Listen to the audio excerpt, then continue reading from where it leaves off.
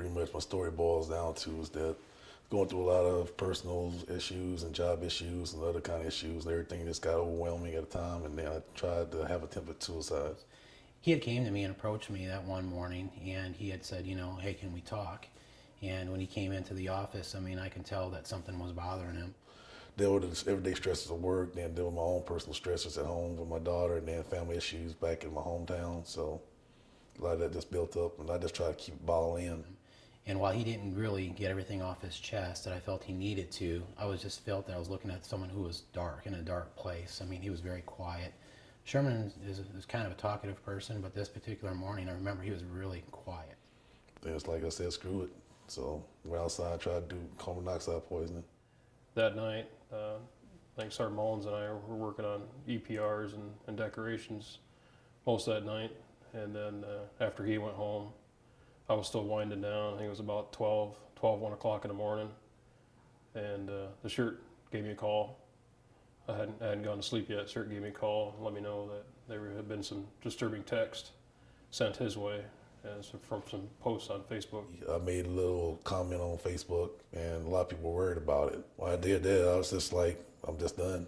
I'm just totally done. So I just put the message on Facebook like I'm going to eternal rest, and I'm sorry about everything. I love everybody. So I called the shirt back and said, we're gonna go. So I met Sergeant Bacon in the driveway, and we jumped in the car and head over to his house.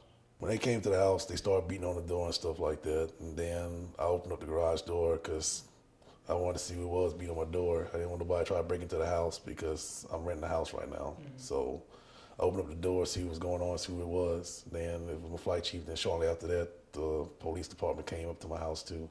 I immediately, the next day, of course we spent all that night, involved with hospitals and getting him the care he needed. But that next day, I actually went into the flight and actually got the flight together and briefed the flight. Not on the specifics, but that we had a close call.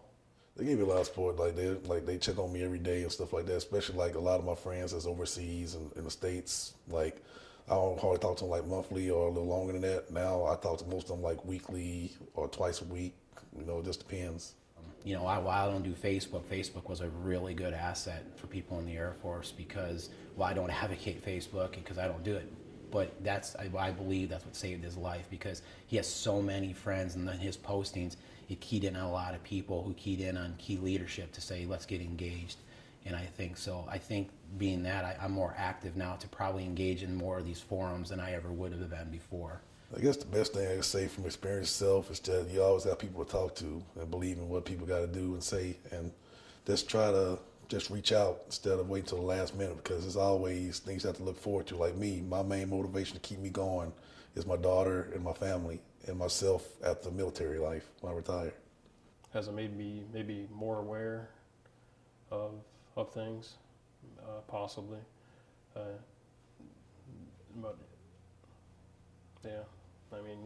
You have to be just really cognizant of what's going on around you, very, very in tune with the situation and awareness of your people and what's bothering them. Makes me feel a lot happier because, like I said, it affected my daughter a lot, affected my grandpa a lot, and affected a lot of my friends. So I honestly believe that, he reached out when he has to. But I know he still has struggles in life like most of us do, but I believe his coping skills are much better than they were prior to this. So, I think he's much better off today than he was, say, a couple months ago.